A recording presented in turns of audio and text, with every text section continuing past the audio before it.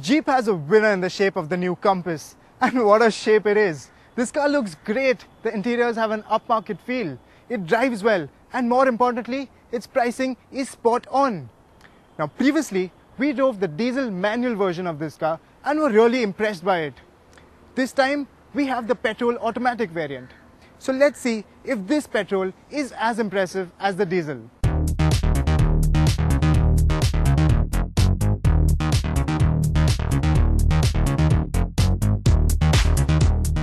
We've reviewed the Compass extensively, so in this video, we'll only focus on this petrol variant. The petrol is available only in two-wheel drive, and the top two variants, that is the Limited and Limited O, get the Autobox. The base petrol comes with a 6-speed manual. For our test, we have the top spec. Curiously though, the alloys on this top spec petrol are identical to the diesel's mid-spec longitude variant. That aside, there's nothing else to tell the petrol apart from the diesel, from the outside at least. Even on the inside, the petrol Compass is identical to the diesel counterpart, save for the gear lever and the tachometer. Also, being a two-wheel drive, it misses out on the four-wheel drive panel. So there's this additional storage area here, and the good thing is, its base is rubberized, so metallic items placed here won't rattle around. Powering this Compass is a new 1.4-litre multi-air turbo petrol that makes 163 horsepower and 250 Nm of torque. This multi-air is 100 Nm down on torque compared to the 2-litre diesel, so performance isn't as effortless. You put your foot down and there is noticeable turbo lag below 2000 revs. However, once the revs start building, there's a nice lusty wave of torque which lunges this car forward. Accelerate hard and that punchy mid-range induces some torque steer as the front wheels struggle to find traction. The engine itself is pretty free revving and will spin all the way till the 6500 mark. However, at higher revs, it isn't as refined as we'd have liked and tends to sound a bit too vocal and too boomy. However, all that torque does help the Compass petrol achieve some pretty impressive in-gear acceleration times, but you really have to spin the motor beyond the 2200 RPM mark to access it. It also does the 0 to 100 km per hour sprint faster than the diesel. However, the latter feels more effortless to drive and a lot more fuel efficient too.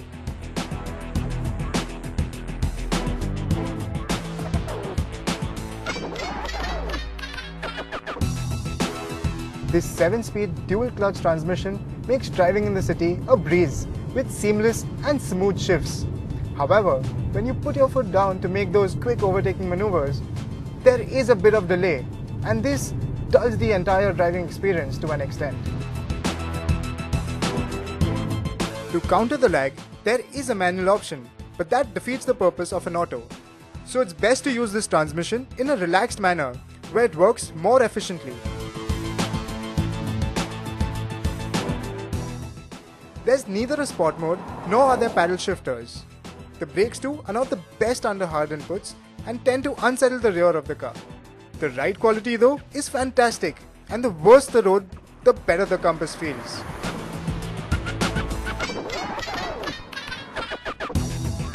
Although it's a bit on the stiffer side in the city, it remains flat and planted out on the highway.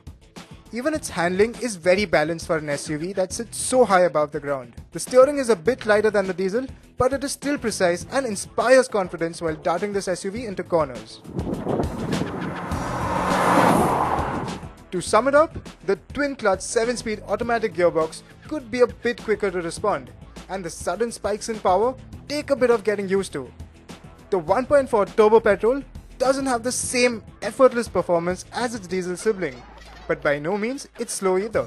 Basically, this variant will appeal to buyers looking for a smooth petrol SUV with the convenience of an automatic to battle congested city streets.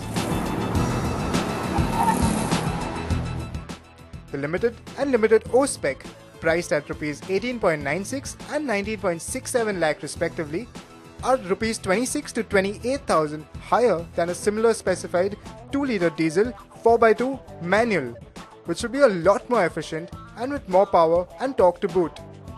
So unless petrol and automatic are on your must-have list, the diesel Compass is still the pick of the range and still the best SUV in its class.